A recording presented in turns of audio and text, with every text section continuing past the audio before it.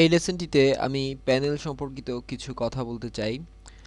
আমরা দেখেছি যে আমাদের ডান পাশে বিভিন্ন ধরনের প্যানেল রয়েছে, তবে যারা ফ্ল্যাশ 5 থেকে ফ্ল্যাশ 6 এমএক্সে তাদেরকে ট্রান্সলেট করছেন, তাদের একটি ব্যাপার লক্ষ্য রাখতে হবে, তা হচ্ছে যে ফ্ল্যাশ 5-এ আমরা সচরাচর যে প্যানেলগুলো দেখতাম তা মূলত এ ধরনের বক্সের মতো দেখাতো না।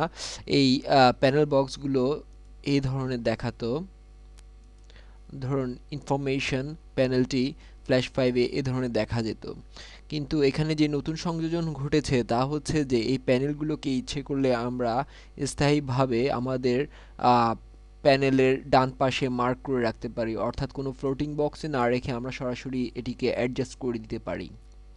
এবং আরও একটা ব্যাপার তা হচ্ছে যে আমরা ফ্ল্যাশ 5-এ কিছু প্যানেল এখানে আমরা আর পাবো না, ফ্ল্যাশ এমএক্সে আমরা পাবো না। তবে সেই সব প্যানেলগুলো যে নেই তাও না, যেমন আমরা আমাদের টেক্সট প্যানেলগুলোকে এখানে দেখতে পাচ্ছি না। তো ফ্ল্যাশ 6 এমএক্সে যে আধুনিক সংস্করণটি হয়েছে, যে টেক্সট প্যানেলটি মূলত টেক্সটের সাথে অ্যাড করে দেওয়া হয়েছে, অর্থাৎ আমরা যখন টেক্সটে ক্লিক করছি তখন আমরা আমাদের প্রপার্টি বক্সে টোটাল টেক্সট প্যানেলটি পাচ্ছি। অর্থাৎ আমাদের ভিন্নভাবে টেক্সট প্যানেলটি খুঁজে নেওয়ার দরকার নেই, তা মূলত প্রপার্টিজ প্যানেলের ভিতরেই চলে আসবে। অর্থাৎ আমরা যখন যে টুলটি ইউটিলাইজ করব তার আন্ডারে যদি কোনো প্যানেল থাকে তা প্রপার্টিজের আন্ডারে চলে আসবে। এটি মূলত ফ্ল্যাশ 6-এর একটি নতুন এবং আধুনিক সংস্করণ।